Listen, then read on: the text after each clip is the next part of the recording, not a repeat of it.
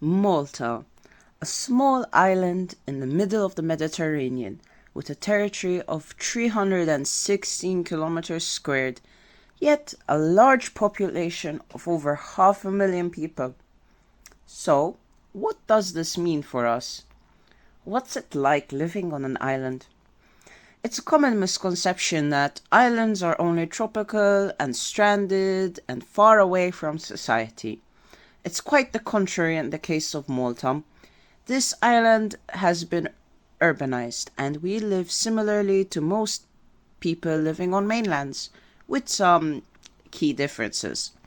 Well, for starters, we have one main public hospital and one main public university. And yes, you heard me correct, just one main hospital and university. Our university offers a variety of courses such as healthcare, Is it still illegal to perform an autopsy on a living person? arts, Yeah. We just have to sort of make a decision where we want the little stream to come from. Maybe back in here. And I know this is going to look like we're destroying everything. Don't worry about it. We don't make mistakes. We have happy accidents. law, Hi, I'm Saul Goodman. Did you know that you have rights? The Constitution says you do. science,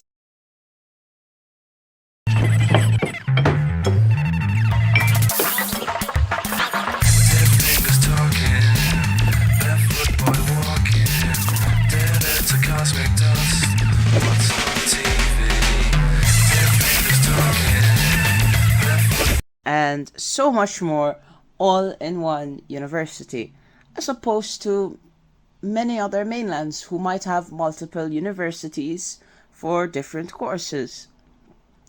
Being surrounded by water, this island is quite humid, which makes our temperature quite hot than most mainlands. In fact, just look at this weather forecast for October in Malta, and look at this forecast for the Netherlands.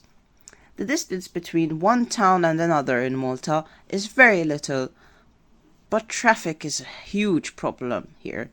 Getting from one town to another could take forever during rush hours. This is no surprise considering the density of the population in comparison to the size of the country.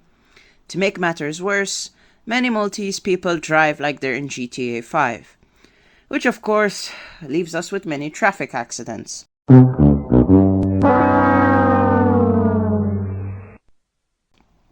The lack of bike lanes and inefficient road infrastructure doesn't help either.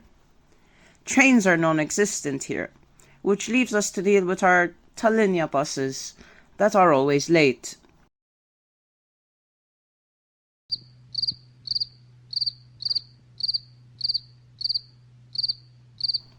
Traditional road trips, as you can imagine, aren't possible in Malta due to its small size. Traveling to other countries requires a ferry or a plane. But don't worry, there are multiple places you can visit while in Malta, many cultural and heritage sites, plus a list of wonderful beaches. Given that Malta's population is over 540,000 people, it's unlikely that you'd know everybody. But being such a small island, news tends to spread fast. One upload on social media, on a news platform, and bam, everyone is talking about it. From the very north of Malta in Trikova to the very south of Malta, Marsaxlokk. And let's not forget the entirety of Gozo and perhaps maybe Comino too. But what about the Maltese people themselves? I've already mentioned that Maltese people can be bad drivers. Some people who live on the mainlands might think that islanders are very different to them, which could be arguably true to some extent. However, personally, I think Maltese people are very similar to Americans in many ways.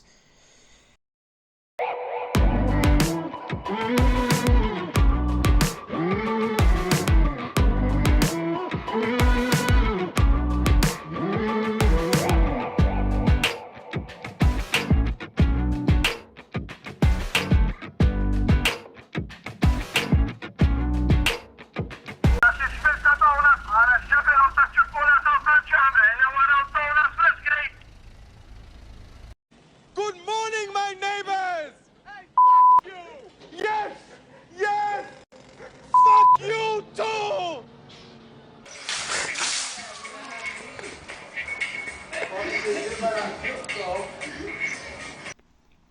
So, to summarize, not all islands are tropical and underdeveloped. Traveling to another country will always require a plane, ferry, or a boat. In Malta specifically, the distance between one town to another is quite small, but traffic has a bearing on how fast you can travel. News tends to spread very fast, and let's not forget that not all islands are the same, and what's true for one island may not be true for another. Thank you for watching.